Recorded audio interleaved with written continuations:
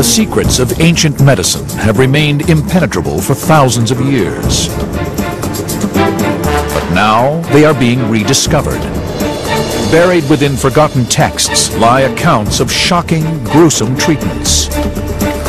How did Incan surgeons drill through the human skull to save patients from certain death? How did a fish with the power of a taser gun cure pain? An extraordinary surgical tool used to operate on a prince with one of the strangest head wounds in history.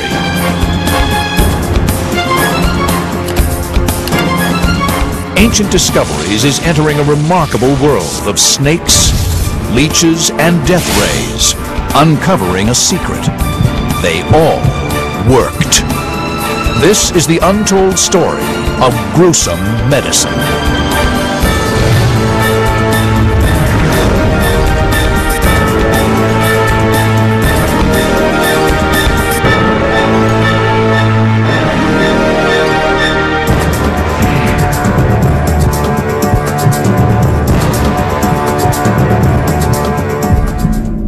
Bloodletting. The very word conjures images of cruelty and sacrifice. Beginning over 3,000 years ago, patients were bled to death in their thousands. Ancient doctors removed up to 4 pints in a bid to cure everything from fever to madness. It does sound outrageous to open the veins and drain somebody of their life-giving fluid, but in some circumstances it can actually be beneficial. Bloodletting's most famous practitioner hailed from ancient Greece, and his name was Galen. Born in 129 AD, he was to become worshipped as a god for his miraculous healing powers. Galen had a theory of medicine that was based on balancing humours throughout the body. And he assumed that in order to get the right balance of humours, if you let out blood, then the humours balance themselves. A chilling array of tools were used to open up his patients, from hooks and scalpels to knives and cutting machines. The most notorious of all was the leech. I think most patients today, seeing leeches on their body, would throw up their hands in horror, as it being an outmoded form of treatment. But it has undergone a resurgence. Galen's theories, along with the use of leeches, have been dismissed for centuries. But now, recent evidence has caused medical science to reevaluate them. At the Ancient Discoveries Laboratory, leeches expert Carl Peters is investigating the leech's blood-sucking powers. In this small vial here we have just some ordinary sheep's blood, and on the bottom we have some collagen membrane. So we'll put the leech on the bottom there, and then hopefully it'll drain the vial. Over 20 minutes, the leech sucks the blood from the vial, multiplying its body weight by up to 4 times. The question remains, how could this phenomenal sucking power be used to save lives? For a window into how ancient leechcraft worked, Ancient Discoveries has brought in a human guinea pig, former military officer David Shaw. Dave is about to feed these miniature carnivores with their food supply for the next 6 months. I'm not a fan of needles at the best of times, and the leech is like a little biological needle, I suppose, but he's got about 300 teeth, or so they tell me. So yeah, a little bit anxious, a little bit nervous. Carl attaches the leech to Dave's calf. It begins by flexing to increase body volume and prepare for drinking up to 50 milliliters of human blood. After 25 seconds, the leech breaks the skin. When it makes the hole, it bites in. It's got three jaws, 125 teeth on each jaw. Normally, when the skin's surface is broken, a blood clot forms to prevent us from bleeding to death. Here we see the leech's 3 jaws. Leeches have a unique substance that overrides the body's clotting mechanism, their saliva. This acts as an anticoagulant, which prevents the blood from clotting. In the ancients' procedure, as now, the leech falls off once it's had its fill of approximately 2 ounces of blood. It was quite an experience. It surprised me the number of times that he actually felt a little sharp prick, and apparently the leech is not happy with just one bite of the cherry. He likes to dig a bit deeper and find the optimum blood supply. You could feel the bodily contractions of the leech as he kind of ingested the blood, but you couldn't feel a flow. Now begins the second part of the ancient procedure. Most of the blood wasn't removed by the leech itself, but from the unclotted bleeding caused by the leech's saliva. Once the leech feeds, because of the anticoagulants in the area, it'll sort of help the area decongest, and the hole it makes will still bleed for about 10 hours. So you get the blood into the artery and out so that the hole leech is made. So it's keeping the area alive long enough for the body to repair. These limbs are suffering from a septic necrosis, which is caused by a lack of blood supply and bone death, a condition seen on the battlefields of ancient Greece due to sword and axe wounds. As the blood vessels are severed, limbs are deprived of critical nutrients in the blood, resulting in amputation or death. The leech's saliva contains agents that vasodilate the small veins and capillaries in the flesh. This allowed ancient leeches to draw the blood evenly through damaged flesh, keeping it alive while it healed. Yet leeches were not the only skin-crawling critter to inhabit the world of ancient gruesome medicine. The most shocking treatments of all came from poisonous snakes. In Greece lies the ruins of Epidaurus, headquarters of a mysterious ancient snake cult said to have magical healing powers. It was founded in 300 BC by a demigod whose name was Asclepius. The cult of Asclepius was very important in ancient Greece, and people would flock from all over Europe to visit him and to receive his wisdom and his healing and his diagnostic powers. Asclepius's symbol of healing was a snake. There is the fable of the snake bringing the herbs of life, and it is thought that his symbol of the staff with the single snake coiled round it arises from that story. Asclepius's snake potions were said to have the power to revive the dead. For 2,300 years, they have been dismissed as myth. Now, modern science may provide clues as to how the snake potion worked. The Liverpool School of Tropical Medicine in England houses over 200 of the world's most poisonous snakes. Dr. Rob Harrison is one of the foremost experts on the medical effects of snake venom. In order to make a snake potion, the ancients would have needed to milk the venom. Our subject is the horned viper, one of the most dangerous snakes in the world. Venom extraction is a dangerous procedure. It should only be done by experts. It's important when I'm helping Paul milking the snakes that we're not scared, but that we feel competent. Anxious is all right, scared is not all right. The horned viper is native to northern Africa, and just half of its maximum dose is enough to kill an adult. If a person was bitten, they could be in a life-threatening situation within 20 minutes, half an hour. Okay, Paul, are you ready for next round? Ready? As Dr. Harrison and his snake handler, Paul, extract the poison, they are replicating a process carried out by the ancient snake handlers. You got the green one? I've got the green. Okay, good. Right. Yeah. Ready? Good. Once the snake is trapped, the handlers place its jaws over the edge of a beaker and force the venom into the beaker's bottom. Modern research supports the idea that a snake potion would have had certain benefits.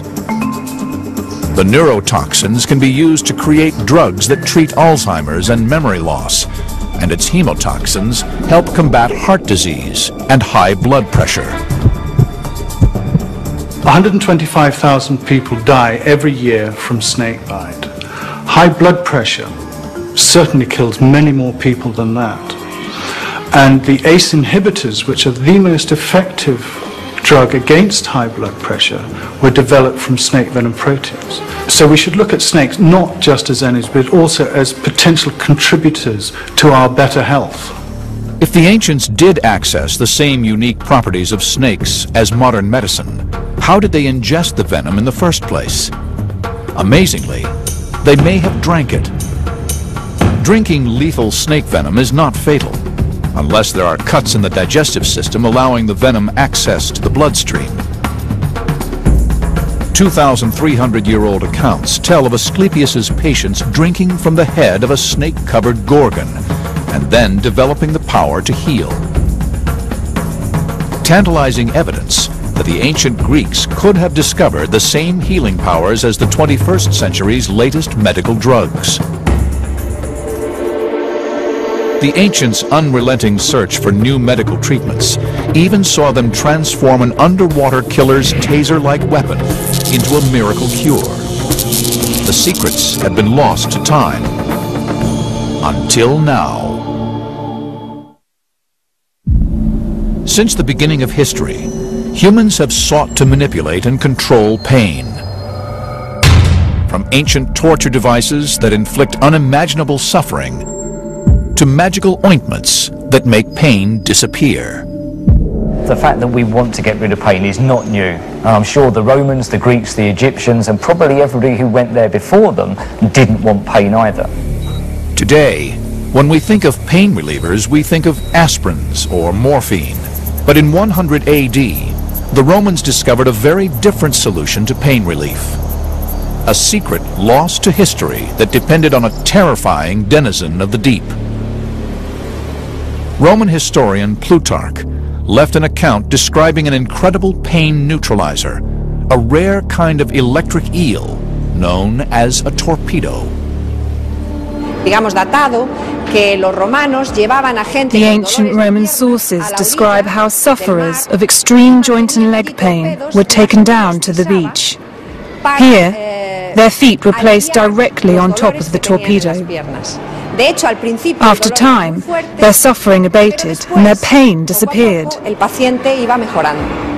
The Roman accounts tell of how the torpedo could be used to cure almost all pains, from stomach cramps to syphilis. But aside from the basic ancient descriptions, nothing is known about how the treatment actually worked. How does the jolt of a dangerous animal relieve pain?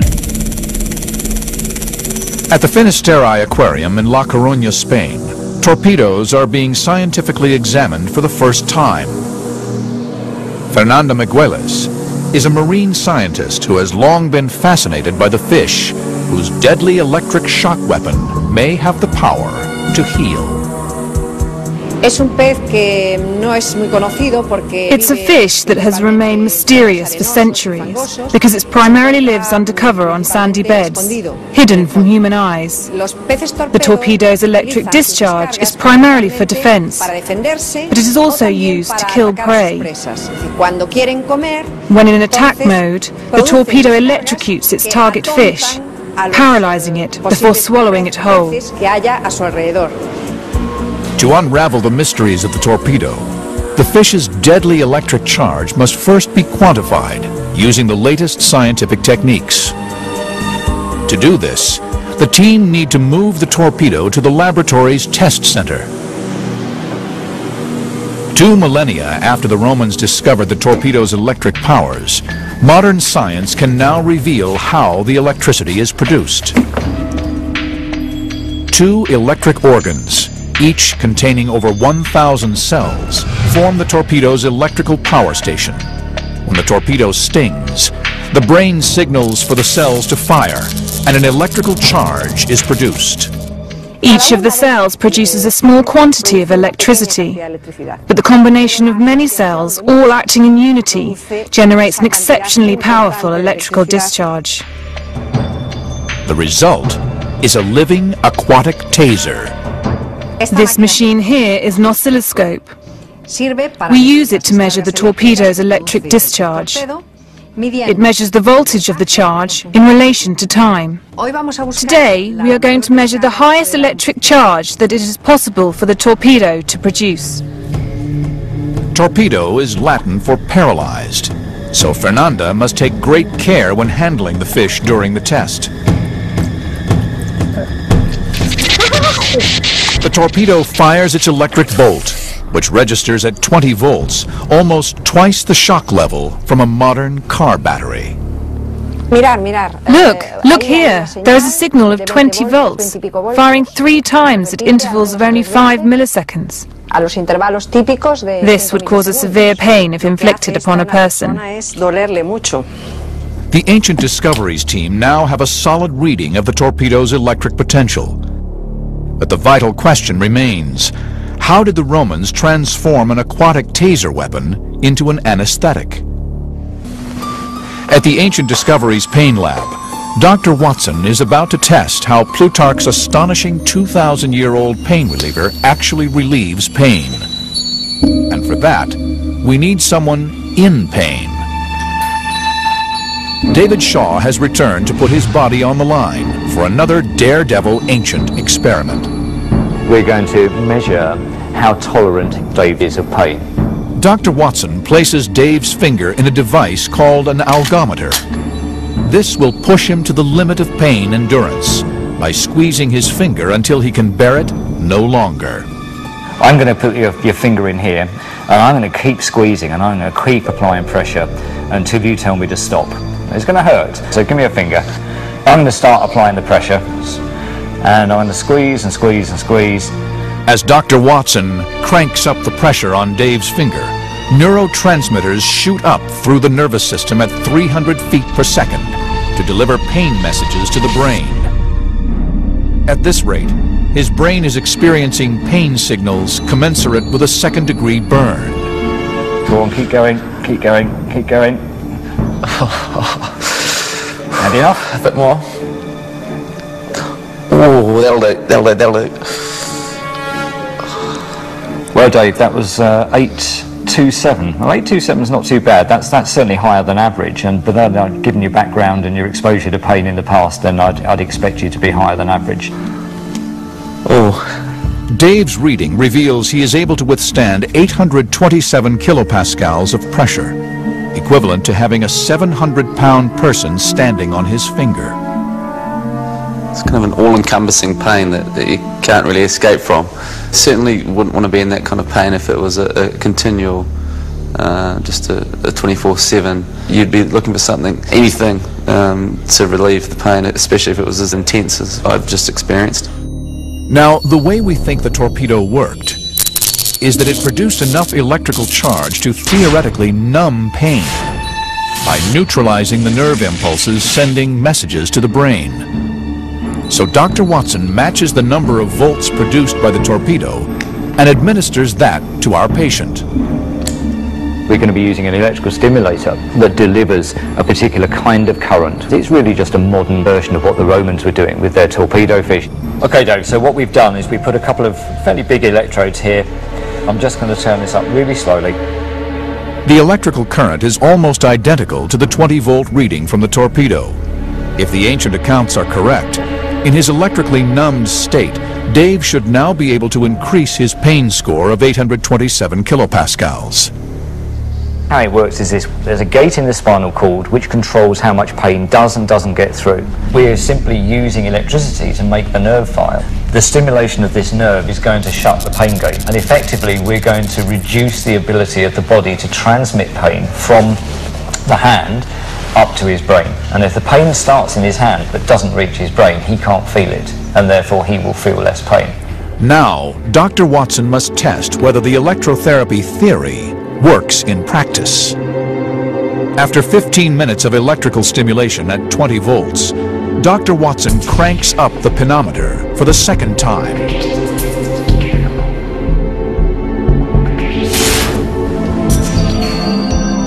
The pinometer crunches Dave's finger into 1/4 of an inch. He is now experiencing a far greater level of pain than we would expect a human to be able to take. Yep. Okay. So that gives us 1096. That's 1096. Very different from last time. Very different. 200 up. 200 up. That's about 25% up on where we were before. Originally he was feeling 827, and that's when he told me to stop. This time we got up to 1096 before he told me to stop. So I've made him less able to feel pain. Dave can now withstand pressure equivalent to being run over by a 2-ton truck. 2,000 years after Plutarch's first accounts, this pioneering experiment has revealed that the stories of the ancient Romans' miracle cure are grounded in fact. I'm pretty sure they didn't understand about pain gates in the spinal cord, and I'm pretty sure they didn't understand about stimulating nerves in order to get pain relief, but they knew that using electricity, which happened to come from a torpedo fish, produced the sensation of pain relief. Thousands of years later, our modern machines are just an up-to-date way of doing torpedo fish therapy. Even the Romans might wince at some of the treatments in the mysterious world of the Incas. Here, doctors literally cut open the human head.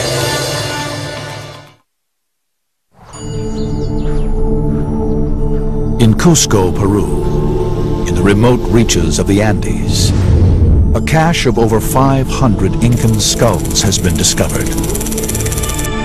Over half bear signs of terrible, seemingly impossible injuries. Circular wounds in the skull up to 3 inches across, too precise to be inflicted by any known weapon. Evidence of an ancient, gruesome practice. Inca historian Peter Frost is investigating the mythical world of the Incas. The mystery of the Incas comes from the fact that they were a civilization that grew up in isolation from the rest of the world. There wasn't any contact with them, and they didn't have a written language. The skulls were found in a region known as the Sacred Valley, home to the magnificent lost city of Machu Picchu. Founded in the year 1450, the city lies at almost 8,000 feet above sea level. Surrounded by cliffs and continually wreathed in cloud, this was the secretive citadel of a civilization that ruled over 1 million square miles and 10 million people. Yet the Incas lived here for just 100 years, sucking the mystery of the Incan skulls into the mists of time. 5 centuries later, new forensic evidence may yet solve the riddle. It suggests that the people survived their injuries. There are lots of examples of skulls that they've unearthed which show that the skulls began to grow back over the wound. The linchpins of Incan warfare were weapons such as the club or mace, weapons that deliver severe trauma injuries, such as a fracture to the skull. The thing about a skull injury or a skull fracture, a depression fracture, is that it pushes bone fragments into the brain area, and they must be elevated or taken away, because of course the skull is a box, and if the box is closed and there's bleeding inside the brain, then pressure increases and eventually the brain must die. Incan surgeons developed an astonishing solution to this seemingly fatal injury. They did develop one technique which is extraordinarily sophisticated, which is skull trepanation. Trepanation is the removal of an area of the skull to release pressure or to decompress a depressed fracture of the skull. We can tell how long an Inca lived after the procedure by analyzing the skulls to see if they show signs of healing. Amazingly, in 80% of the observed cases, the Incas survived this early form of brain surgery. But how? At the Ancient Discoveries Laboratory, leading surgeon Mike Edwards is taking a journey back through 600 years of history. He is carrying out a trepanation using Incan tools on the head of a dead sheep, purchased from a butcher shop. The challenges involved in performing a trepanning in Incan times must have been tremendous. Let's imagine that I'm sitting on some Peruvian hillside with this chap's head between my knees, and I've taken the hair away by shaving, and I'm just making my first incision. Mike will use the same blade as the Incan surgeons, a form of volcanic glass called obsidian, which is 5 times sharper than surgical steel. Keep in mind, the Inca patient would not have been anesthetized.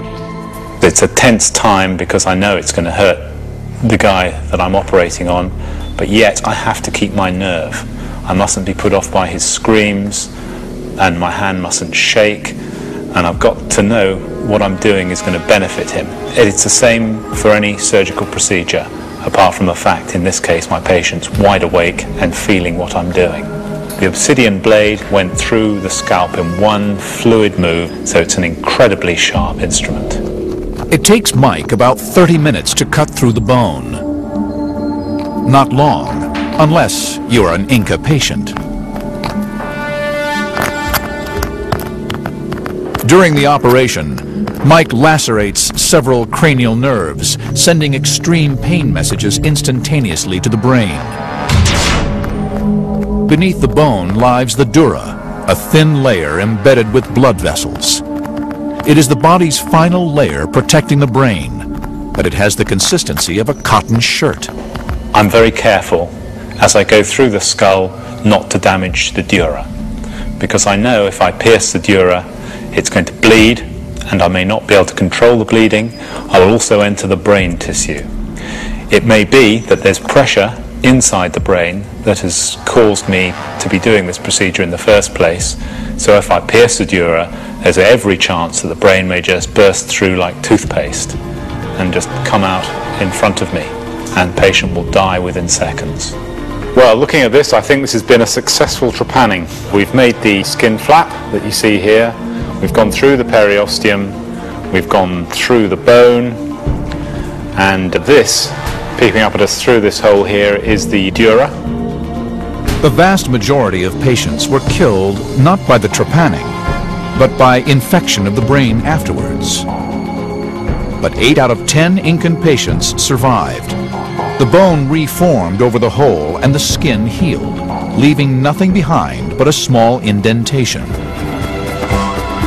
In the same time period, over 6,000 miles away in England, a simple blacksmith set about transforming medical history.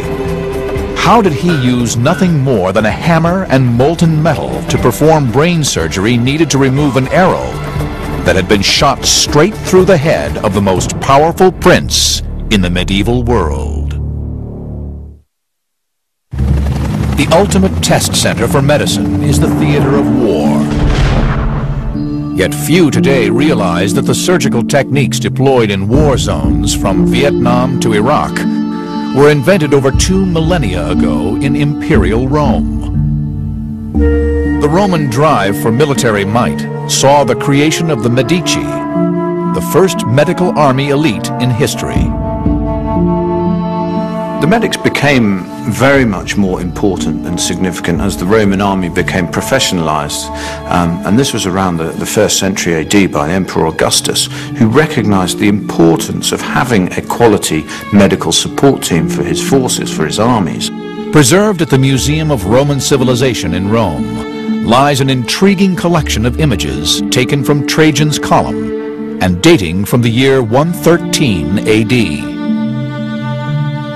They depict surgeons operating on the front lines, applying bandages, splints, and emergency first aid. If the reliefs are accurate, they show that the Roman surgeons pioneered the tools and techniques used by today's military medics. Leading surgeon Damien Mole is investigating.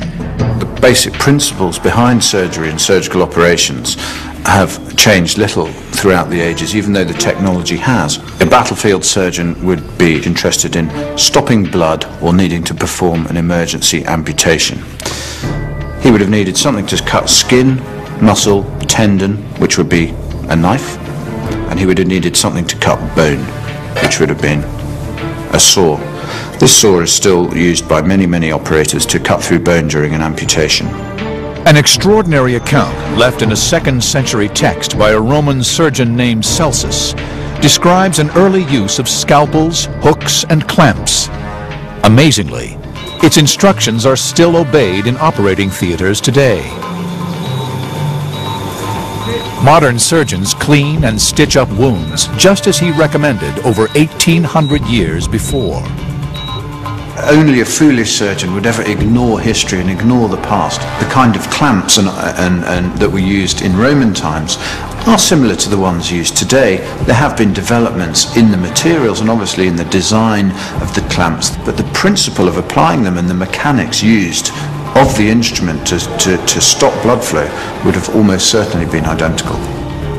Celsus's 4 sins of inflammation, redness, heat, pain, and swelling, are still memorized by every modern surgeon. This patient will later make a full recovery, a recovery founded on Rome's battlefield medics. Yet throughout history, survival depends not just on battlefield innovation, but also on rank and influence. The need to save wounded generals, commanders, kings, and even emperors has driven medicine to astonishing new heights.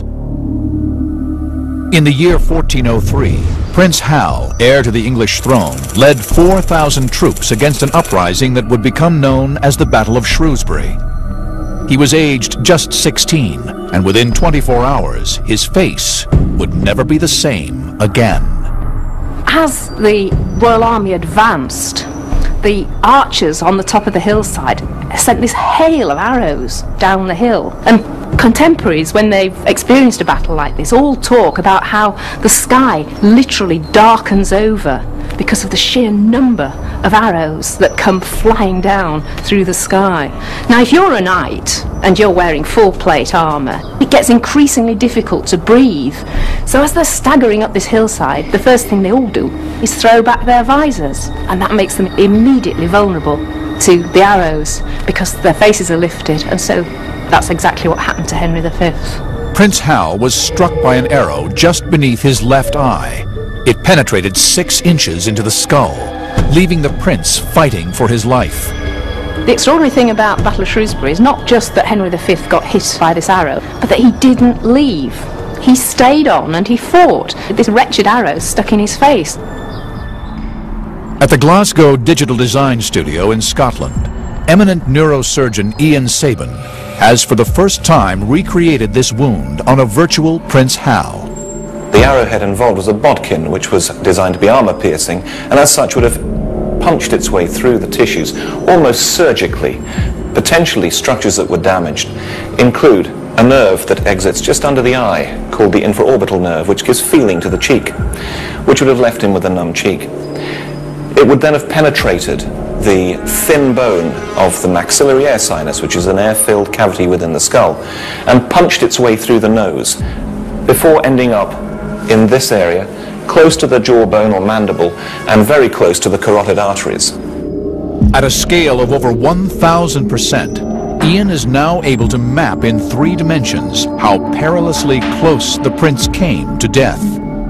So if we now remove the facial skeleton to show the arrow track more clearly, we can see just how close potentially it came to structures that would have led to fairly rapid death.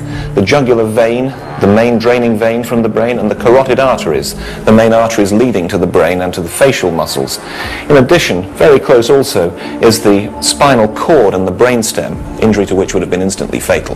The prince was taken to Kenilworth Castle, in the heart of England. Its ghostly remains still stand. His attendants carefully tried to remove the arrow, but then, disaster. The arrow breaks. Now the prince has a bodkin arrowhead lodged 6 inches inside his skull. How will they get it out? And who in all the kingdom has the skill to do it? The prince's advisors chose John Bradmore, a surgeon, locksmith, and convicted coin forger, for the challenge of a lifetime. You've got to imagine that Bradmore was in a unique situation. For the start, that he was in prison for counterfeiting, which was quite a serious offence, and he had been dragged out of prison, brought up to Kenilworth and said, right, here's the situation, you've got the future King of England, he's got an arrowhead in his head, we want you to get it out. Just hours out of prison, John Bradmore hatched an incredible plan. He decided to forge a new surgical instrument armed with nothing but a hammer and several sheets of molten metal. Historical blacksmith Hector Cole is reconstructing John Bradmore's arrow extractor, using the same techniques Bradmore himself would have used over 600 years earlier. What John Bradmore would have had to have done first would to forge out the strip of metal to make the main body of the extractor, and I've done that, and I've thinned out the 2 ends so that they are the right thickness to be able to put the flutes in to make it into a half a cylinder at each end, because when the two come together they make a complete tube to enter the wound where the arrow went into Prince Henry's head. While John Bradmore worked, hour by hour, fever and infection pushed the prince ever closer to death. Time was of the essence, obviously, and he didn't have a lot of time to make it. He would have had perhaps a day and a half at the most to work out how to do it, how to make it, and actually make it. So he was under a tremendous amount of pressure. The arrow shaft had completely broken off inside the prince's skull. Fortunately, the remaining arrowhead was hollow, and this was to prove a crucial detail. This extractor has to enter through the wound, locate into the socket of the arrowhead, and the clever part of it is it expands inside the socket, so it's not going to do any more damage to the future King of England. It grips the arrowhead tight, and then a little bit of a wriggle and out it comes.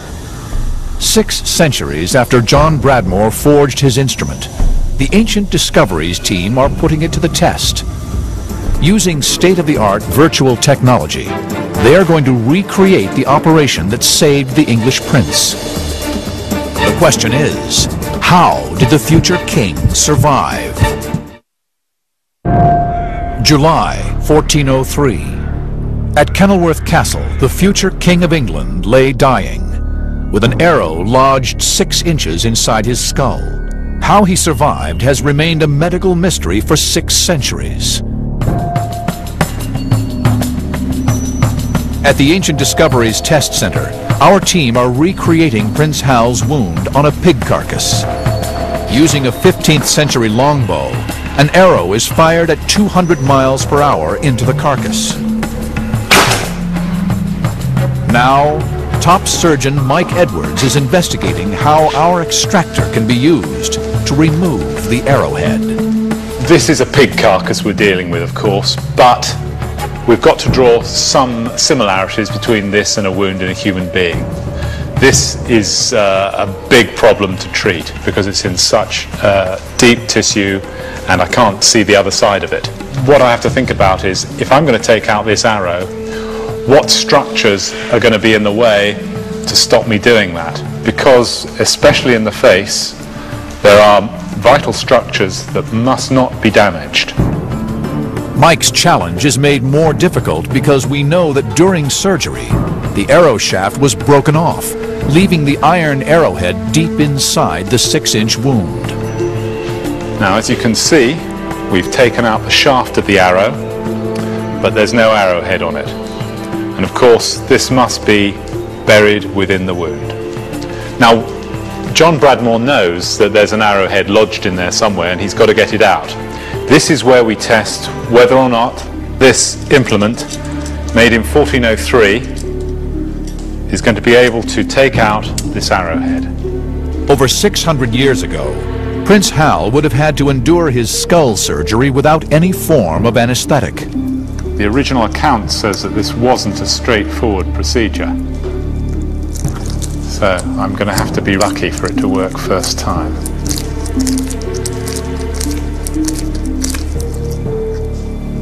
And it hasn't.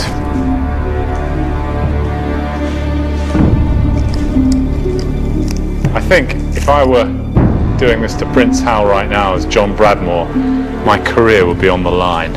Probably my head would be on the line. What I've got to do is just see whether I'm anywhere near the head of the arrow. Ah, I think that's it. Something's engaged. The question is,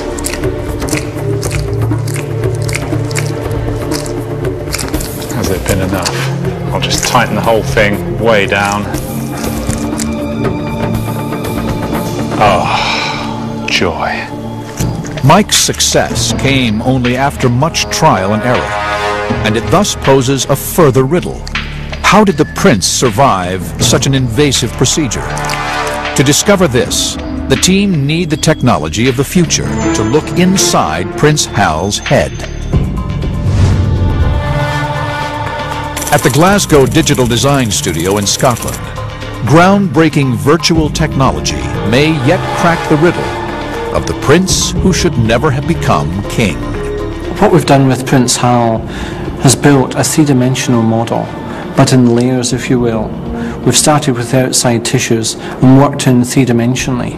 So we've been able to construct the brain, the skull, all the major systems that are inside our head, and actually understand very clearly where the arrowhead was actually lodged. The team are setting out to model the Prince Hal story in a 3D virtual space. Every real element is modeled to within 1/25th of an inch. The way that we would build up a realistic 3D image for the arrow or the extractor would be to make the outline of the item, and then we would use that line to make a set of surfaces. We can then use reference imagery from photographs we've taken, which we can then project onto the surfaces that we've created from those very basic lines, and we end up with what looks like a very realistic end product. All of the virtual elements are now in place. Neurosurgeon Ian Sabin is about to carry out the first ever virtual operation on a historical figure ever attempted. We take away the skull and the muscle layer, please. Okay, we're going into layer selection mode. There you go.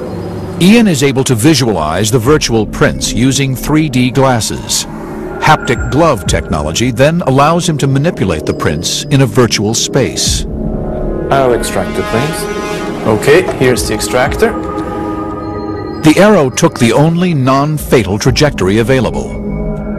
It missed the central spinal cord, the brain stem, and the most vital blood vessel in the brain, the carotid artery.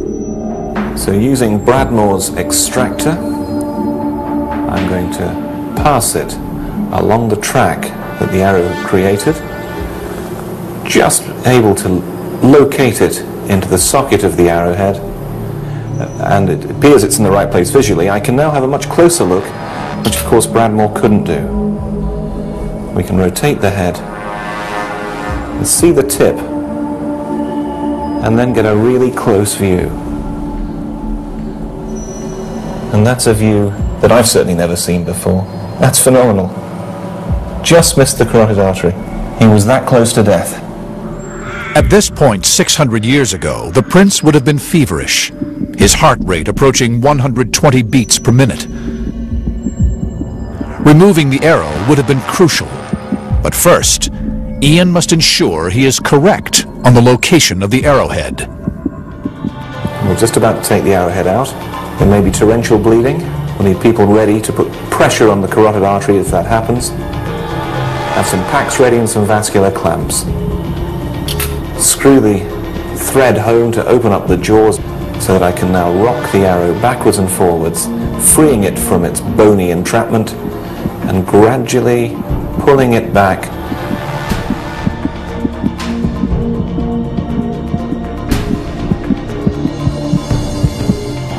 And out it comes. The virtual operation has proved a success. The prince has survived. The injury that Prince Hal received was horrendous, and actually he was incredibly lucky to survive. But we now can understand, using very advanced technology, how he was able to do that, what the surgeon of the time actually did.